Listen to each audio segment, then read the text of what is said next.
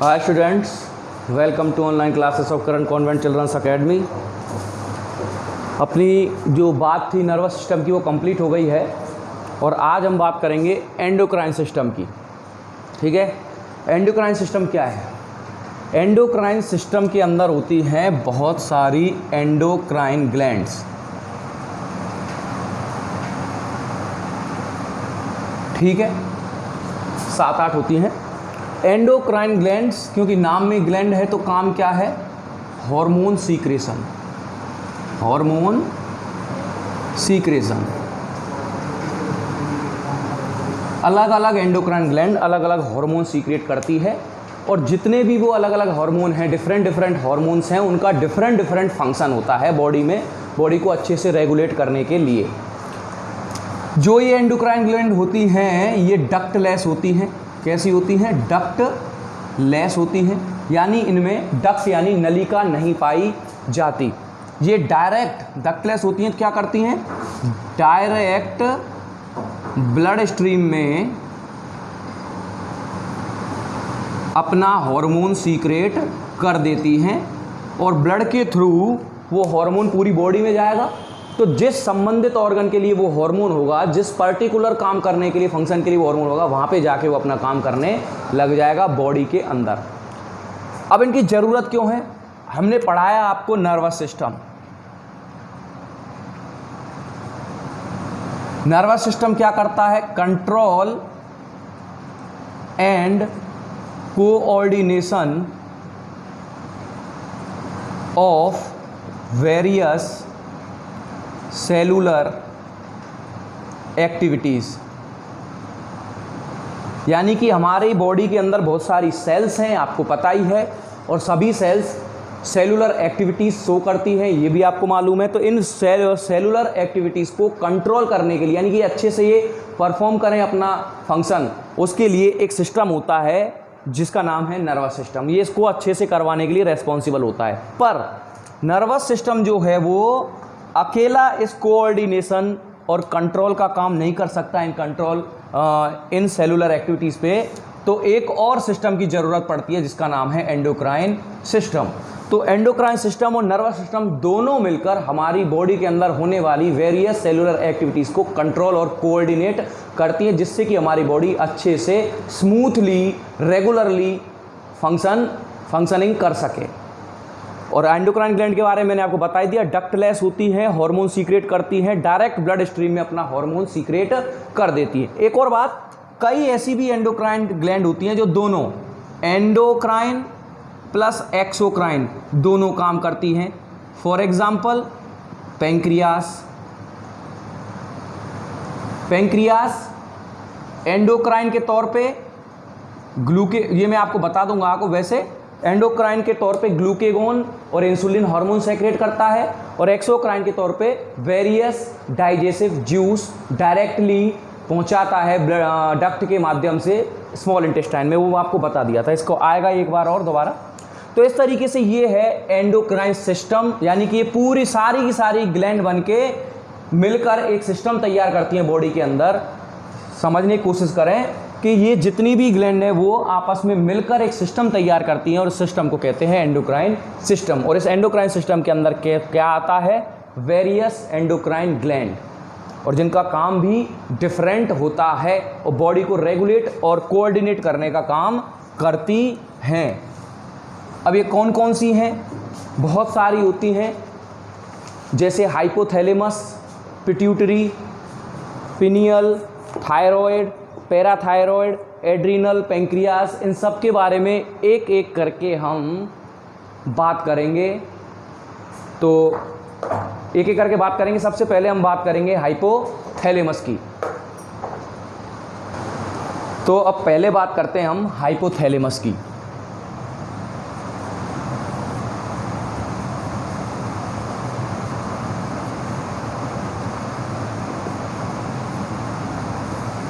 Hypothalamus की अगर मैं बात करूं, तो अगर इसकी सिचुएशन की बात करें कि कहाँ पे पाई जाती है, सिचुएशन या सिचुएटेड, ये पाई जाती है बेसल पार्ट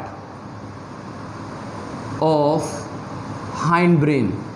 हाइंड ब्रेन के बेजल यानी निचले वाले पार्ट या हिस्से में ये सिचुएटेड होती है हाइपोथैलेमस, और इस बेजल पार्ट को कहते हैं डाईएनसीफेलॉन पार्ट। क्या कहते हैं?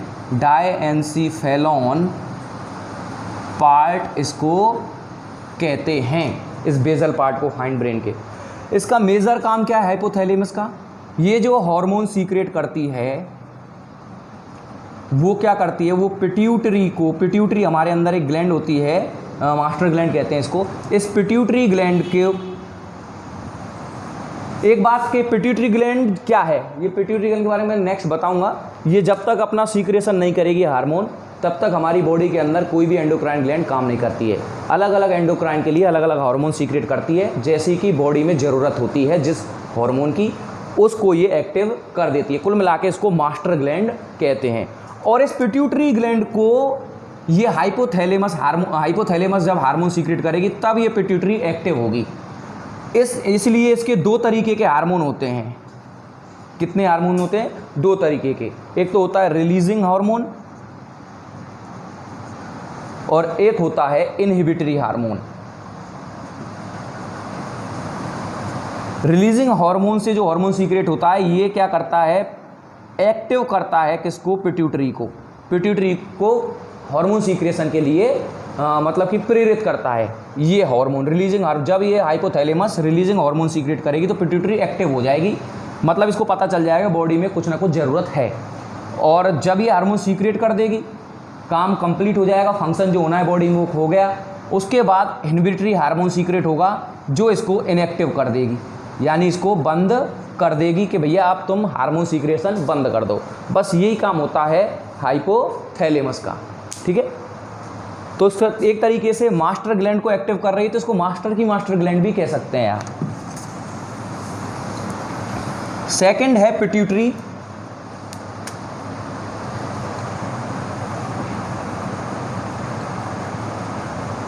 पिट्यूटरी ग्लैंड, अब ये पिट्यूटरी ग्लैंड क्या है, ये मास्टर ग्लैंड कहलाती है। क्या कहलाती है? Master gland of the body. Master gland क्यों कहलाती है अभी मैंने आपको बताया। ये ऐसी ग्लैंड है, इसके सीक्रेशन के बिना हमारी बॉडी के अंदर कोई भी एंडोक्राइन ग्लैंड काम नहीं करेगी। किसी भी पर्टिकुलर ग्लैंड को काम कराने के लिए ये एक पर्टिकुलर हार्मोन ब्लड स्ट्रीम में रिलीज करेगी, ब्लड वहाँ उस जो भी दूसरी ग्लैंड है वहाँ तक पहुँचेगा, उसके साथ वो हार्मोन ही पहुँचेगा और वो जो ग्लैंड है जिसके लिए हार्मोन सीक्रेट हुआ है वो एक्टिव हो जाएगी और अपना हार्मोन सीक्रेट करेगी और बॉडी अच्छे से फंक्शनिंग करती रहेगी। दूसरी अगर मैं बात करूँ पिट्यूटरी की, अगर मैं सिचुएशन की, तो lower part of the brain, lower part of the brain, brain के लोअर पार्ट में ये पाई जाती है, हाइपोथैलेमस के near the hypothalamus and near the hypothalamus, और हाइपोथैलेमस के जस्ट नियर ही पाई जाती है। ये जो ग्लैंड है इसको दो पार्ट में डिवाइड किया हुआ है। इसके जो पार्ट हैं वो दो होते हैं, एडिनो हाइपोफाइसिस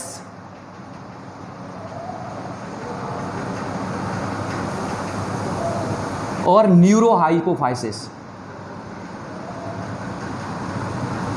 दो होते हैं, एडिनो हाइपोफाइसिस और न्यूरो हाइपोफाइसिस। इसको एंटीरियर पिट्यूटरी भी कहा जाता है और इसको पोस्टीरियर पिट्यूटरी भी कहा जाता है। क्यों? क्योंकि ये जो है वो आगे वाला हिस्सा होता है पिट्यूटरी का और ये पीछे वाला हिस्सा होता है, ठीक है। और इसको मास्टर ग्लैंड भी कहते हैं, ये मैंने आपको बता ही दिया। और इसके द्वारा जो हार्मोन सीक्रेट होते हैं वो प्रोलैक्टिन, हार्मोन्स की अगर मैं बात करूं तो प्रोलैक्टिन, हाँ, प्रोलैक्टिन के बाद सोमेटोट्रोपिन, इसको ग्रोथ हार्मोन भी बोलते हैं, हमारी बॉडी की ग्रोथ के लिए रेस्पॉन्सिबल होता है सोमेटोट्रोपिन, इसीलिए इसको ग्रोथ हार्मोन भी कहते हैं। Thyroid stimulating hormone,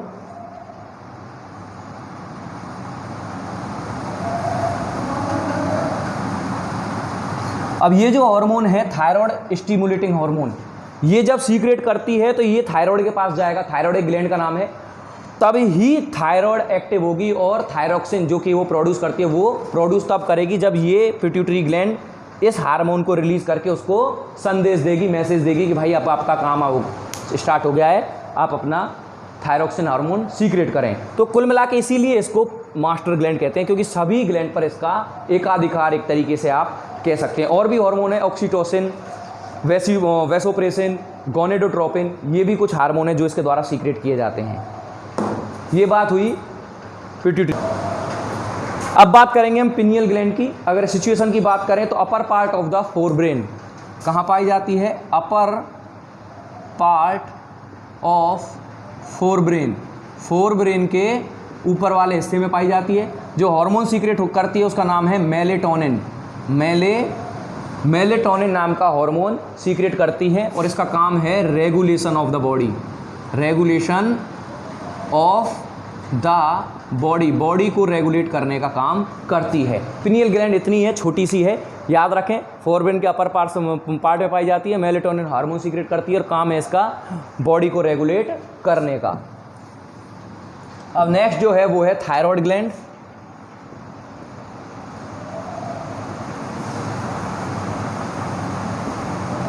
thyroid gland की बात करें तो ये पाई जाती है बोथ साइड ऑफ ट्रैकिया के दोनों साइड में पाई जाती है। एक तरीके से आप कह सकते हैं गले में पाई जाती है। अगर मैं बात करूं इसके द्वारा हार्मोन सीक्रेशन की तो थायरोक्सिन नाम का हार्मोन सीक्रेट करती है, जो कि इसका काम है मेटाबॉलिक एक्टिविटीज़ को, मेटाबॉलिज्म को बनाए रखने का काम है। किस किस के मेटाबॉलिज्म को बनाने का काम है? तो इसको फैट, कार्ब्स यानी कार्बोहाइड्रेट और प्रोटीन, इनके मेटाबॉलिज्म के लिए रेस्पॉन्सिबल होता है ये हार्मोन जिसका नाम है थायरोक्सिन हार्मोन। साथ ही साथ ब्लड कार्पल्स आरबीसी सिंथेसिस का काम भी करती है, यानी आरबीसी को सिंथेसाइज करने का काम भी इसका है। एक ज़रूरी बात कि थायराइड ग्लैंड जब भी को आयोडीन की ज़रूरत होती है, आयोडीन की ज़रूरत होती है थायरोक्सिन हार्मोन सीक्रेट करने के लिए। अगर आयोडीन की क्या हो जाए डेफिशिएंसी, अगर आपकी बॉडी में आयोडीन की कमी हो जाए, आयोडीन आप खाएं नहीं, बॉडी में आयोडीन नहीं पहुंच रहा है, आपकी डाइट में इंक्लूडेड नहीं है, तो ये अपना थायरोक्सिन की कमी हो जाएगी आपकी बॉडी में, क्योंकि ये सीक्रेट ही नहीं करेगी, तो एक डिजीज़ हो जाएगी, डेफिशिएंसी डिजीज़, जिसका नाम है गॉइटर। तो याद रखें, मेनली आपको जो ग्लैंड है, एक तो इनमें सीक्रेट होने वाला हार्मोन और वो हार्मोन का काम क्या है, ये दो चीज़ याद रखनी है। कई जैसी ग्लैंड में इंपॉर्टेंट बातें और भी होती है, जैसे यहाँ पे गॉइटर था। नेक्स्ट बात है अपनी parathyroid gland, number 5, parathyroid gland.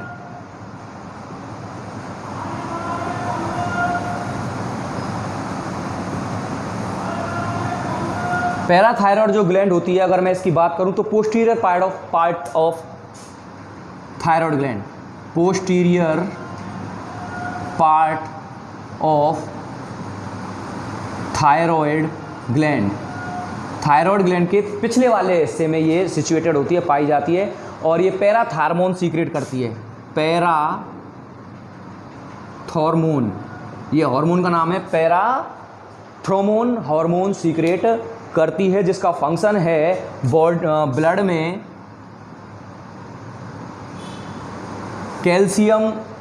Calcium और फॉस्फेट लेवल को बनाए रखता है, कैल्शियम और फॉस्फेट लेवल को कंट्रोल करने का काम करता है।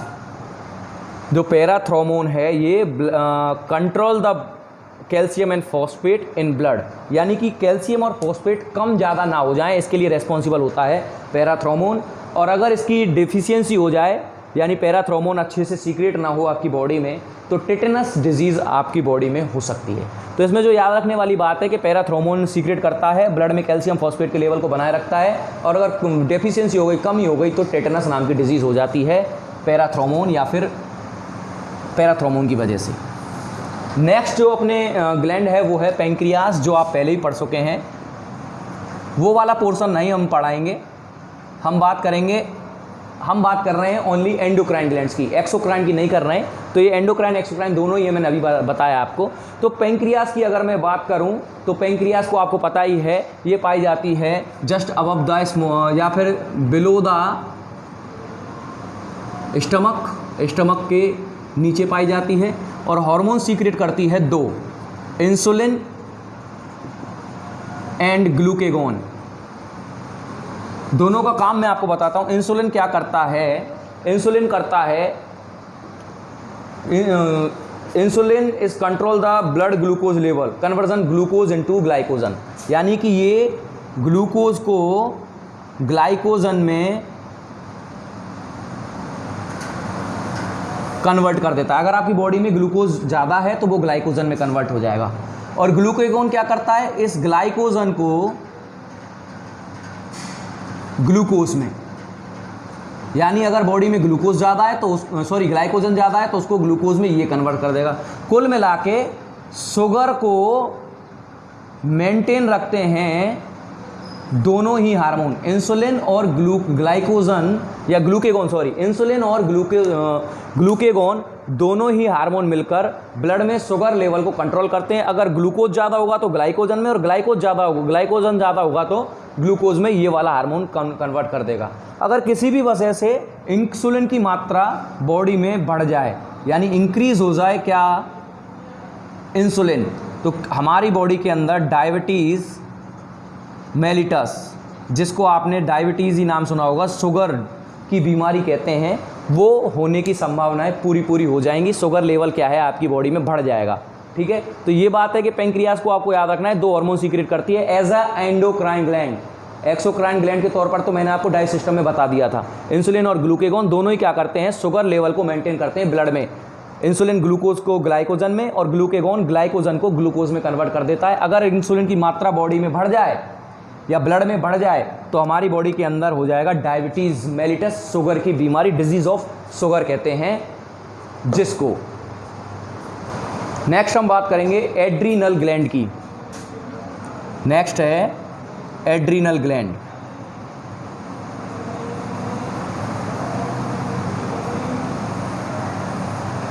एड्रीनल ग्लैंड की बात करूं तो ये पेयर में पाई जाती है, दो पाई जाती हैं, और दोनों ही पाई जाती हैं जस्ट अबव द किडनीज, यानी दोनों ही किडनीज के ऊपर एक एक एड्रीनल ग्लैंड पाई जाती है। और अगर मैं बात करूं इसके द्वारा हार्मोन सीक्रेशन की, तो दो हार्मोन सीक्रेट करती है, एड्रीनेलिन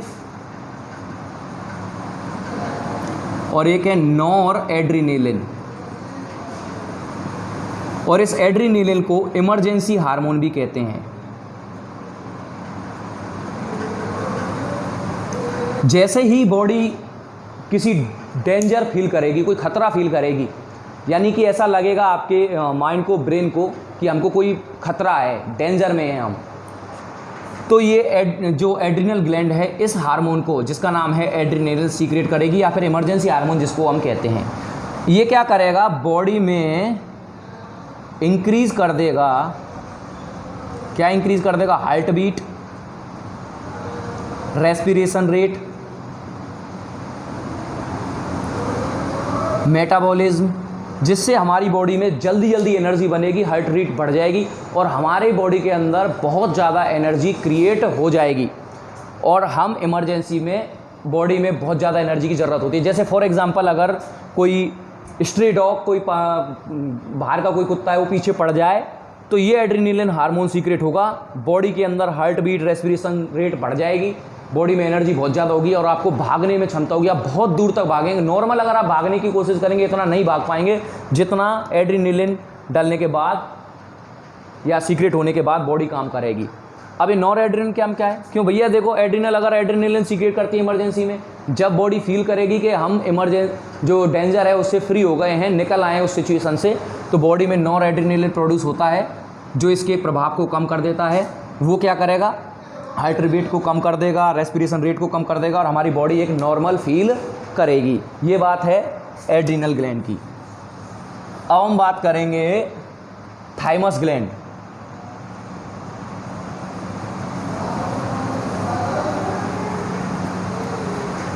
थाइमस ग्लैंड की अगर मैं बात करूं तो upper side of the heart कहाँ पाई जाती है?